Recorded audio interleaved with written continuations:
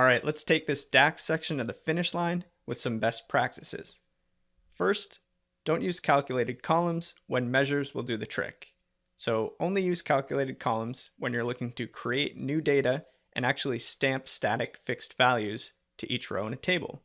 On the other hand, use measures when aggregation is necessary or to create dynamic values to use in a report or a visual.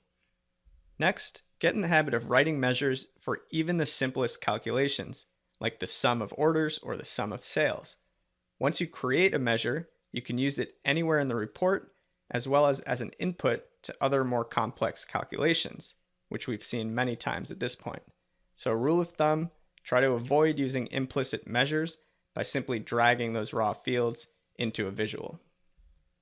Next up, as you're learning DAX, try to break down measures into simple component parts. DAX is a unique language and it's a very difficult one to get a grasp of. So focus on practicing and understanding the simplest components at first, and then work on assembling them into more advanced formulas. Finally, I'd recommend referencing your columns with the table name and your measures by themselves. So using those fully qualified column references not only helps make your formulas more readable and intuitive, but it helps to differentiate them from your measure references. Now, last but not least, I want to cover some quick speed and performance considerations as well. Now, these will come into play especially if you're dealing with very large or complex data sets. So number one, aim to eliminate redundant columns and keep your data tables narrow. Your data tables really should ideally only contain quantitative values and foreign keys. If you have extra descriptive columns in those data tables, those can usually live in a related lookup table. Next, imported columns are generally better than calculated columns.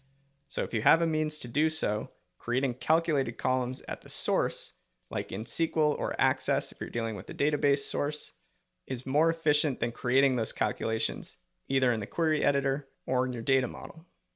And then last but not least, try to minimize iterator functions whenever possible. These functions like filter, sumx, averagex, etc.